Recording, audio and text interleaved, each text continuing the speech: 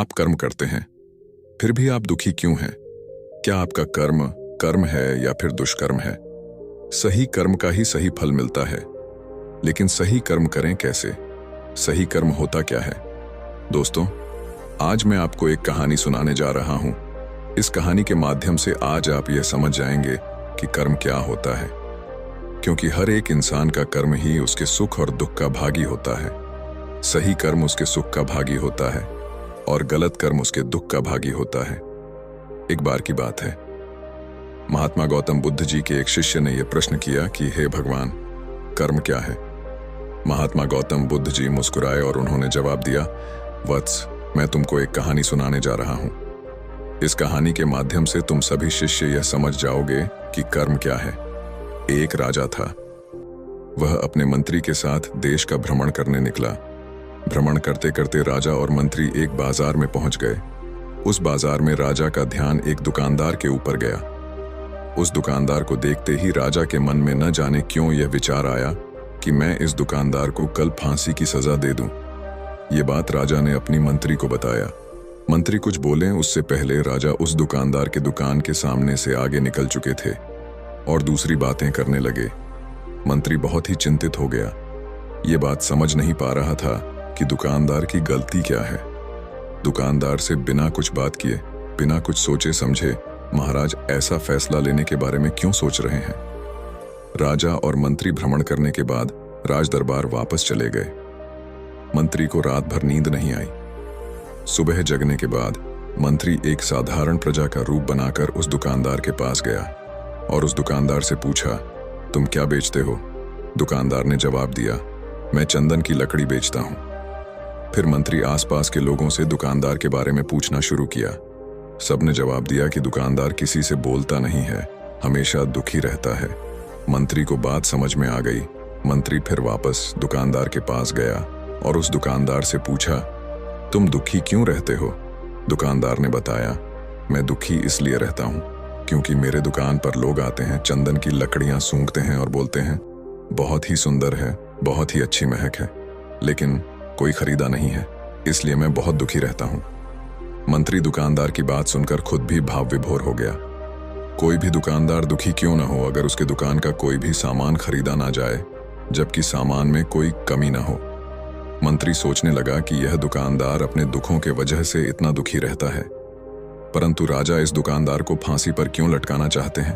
अर्थात राजा के मन में आए हुए विचार का उत्तर अभी तक मंत्री को नहीं मिला था। मंत्री ने फिर दुकानदार से पूछा, भाई तब तुम क्या करोगे अगर तुम्हारे दुकान की सारी चंदन की लकड़ियां ऐसे ही रखी रह जाएंगी तो? दुकानदार ने गुस्से भाव में बोला, हाँ मैं जानता हूं, मेरी चंदन की लकड़ियां ऐसे ही रखी रह जाएंगे, कोई नहीं खरीदेगा। इसीलिए मैं सोचता हूं कि हमारे देश का राजा जल्दी से मर जाए। अगर वह जल्दी से मर जाता तो मैं उस राज दरबार में उस राजा के दाह संस्कार के लिए अपनी चंदन की लकड़ी देता, जिससे मुझे कुछ पैसे मिल जाते और इस बाजार के अलावा बाकी के लोगों को भी मेरे चंदन की लकड़ी के बारे में पता चलता, तो फिर शायद कुछ न कुछ लोग मेरी दुकान से जरूर खरीदने आते चंदन की लकड़ी। मंत्री दुकानदार की बात को सुनकर सब कुछ समझ गया और उसके मन में एक विचार आया। मंत्री ने दुकानदार से चंदन की कुछ लकड़ियां खरीदें। इस खरीदारी से दुकानदार को कुछ पैसे भी मिल गए और वह थोड़ा खुश भी हो गया। मंत्री चंदन की लकड़ियों को लेकर वापस राज दरबार चला आया। राज दरबार पहुंचकर मंत्री ने उन चंदन की लकड़ियों को राजा के समक्ष रख दिया और बोला कि हे राजन, ये चंदन की लकड़ियां उसी दुकानदार ने आपको भेंट किया है जिस दुकानदार को आप फांसी देने के लिए सोच रहे थे। राजा उन चंदन को सूंघे तथा सूंघने के बाद बड़े ही प्रसन्न हुए। उन्होंने कहा, यह चंदन की लकड़ियां बहुत ही ज्यादा खुशबूदार हैं।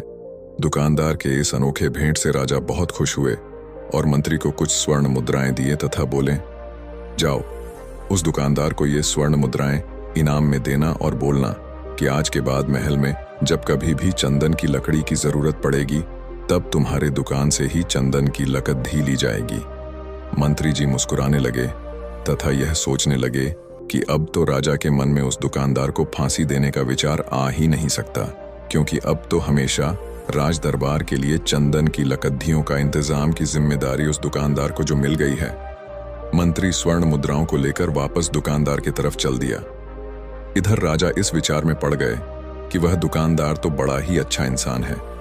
जिस वक्त मैं उसके बारे में यह सोच रहा था कि मैं इसको कल फांसी दे दूंगा, तब शायद उसके मन में उस समय यह विचार चल रहा था कि राजन पहली बार मेरे दुकान के सामने आए हैं, क्यों ना मैं उनको अपनी सुंदर और खुशबूदार लकड़ियों को भेंट करूं। और आज उसने मुझे भेंट भी किया। बेवजह ही मैं उसको फांसी देने के बारे में सोच रहा था। इधर मंत्री दुकानदार के पास पहुंच गया। मंत्री ने राजा के द्वारा दी गई स्वर्ण मुद्राओं को दुकानदार को देते हुए कहा कि जिन चंदन की लकड़ी को कल मैं खरीद कर लेकर गया था, उन चंदन की लकड़ियों को राजा ने बहुत पसंद किया और इनाम के तौर पर तुमको यह कुछ स्वर्ण मुद्राएं दिए हैं। दुकानदार बहुत ही खुश होने लगा। साथ ही साथ मंत्री ने उस दुकानदार को यह भी बताया कि अब आज के बाद राज दरबार में जब कभी भी चंदन की लकड़ियों की जरूरत पड़ेगी तो सारी चंदन की लकड़ियां तुम्हारी दुकान से ली जाएंगी। दुकानदार मंत्री की बात सुनकर बहुत ही खुश हो गया। मंत्री ने दुकानदार से पूछा, क्यों भाई, तुम तो राजा के बारे में इतना बुरा भला सोचते थे, लेकिन राजा देखो तुम्हारी कितना चिंता करते हैं। राजा कितने अच्छे हैं। राजा अपनी प्रजा के बारे में कभी भी गलत नहीं सोचते हैं। दुकानदार मंत्री की बात से सहमत हो गया और बहुत दुखी हुआ। दुकानदार मंत्री से बोला, मैं कितना गलत सोचता था राजा के बारे में। राजा तो बड़े ही अच्छे हैं, बड़े ही भले राजा हैं। भगवान करे कि राजा की बहुत ही लंबी आयु हो। यह बात सुनकर मंत्री भी बहुत खुश हुआ। फिर मंत्री वहां से वापस राज दरबार को चला गया और यहीं पर महात्मा गौतम बुद्ध जी ने इस कहानी को समाप्त कर दिए। फिर अपने शिष्यों से उन्होंने पूछा कि अब बताओ कि कर्म क्या है। विचार ही हमारे कर्म होते हैं। गौतम बुद्ध ने कर्म का पाठ पढ़ाया। किसी शिष्य ने कहा कर्म बोले हुए शब्द है, किसी शिष्य ने कहा कर्म वाणी है, तो किसी ने कहा कर्म सोच है, तो किसी ने कहा कर्म भावना है, वगैरह वगैरह। अपने सारे शिष्यों का जवाब सुनने के बाद महात्मा गौतम बुद्ध जी ने बताया कि कर्म हर एक इंसान की खुद के विचार होते हैं। हमारे विचार जैसे रहेंगे हम वैसे ही कर्म करेंगे और उन्हीं विचारों के द्वारा की हुई कर्म हमारे सुख और दुख के लिए उत्तरदायी होंगे। अर्थात हमारे विचार अगर गलत है तो हमारे द्वारा की हुई कर्म भी गलत होगी तथा इसका परिणाम भी गलत निकलेगा। परिणाम स्वरूप हम दुखी रहेंगे। अगर हमारे विचार सही रहेंगे तो हम सही कर्म करेंगे। सही कर्म करेंगे तो फिर सही फल मिलेगा, जिससे हम सुखी रहेंगे। कर्म क्या है कहानी से हमें आज क्या ज्ञान मिला? इस कहानी से हमने यह सीखा कि अगर हमारे विचार सही रहेंगे, निष्पाप रहेंगे, तो उन्हीं निष्पाप और सही सोच की वजह से ली गई हर फैसला सही होगा। जब सही फैसला लेंगे तब वह हमारे द्वारा की हुई सही कर्म होगी। जब सही कर्म होगी तो सही परिणाम मिलेगा, जिसके वजह से हम सुखी रहेंगे, हम खुश रहेंगे। तथा इसी जगह पर अगर हमारे विचार गलत रहेंगे तो हमारे द्वारा ली गई फैसला भी गलत होगी और किया गया कर्म भी गलत होगा, जिसे दुष्कर्म कहा जाता है। और उन्हीं दुष्कर्म के वजह से परिणाम भी गलत मिलेगा।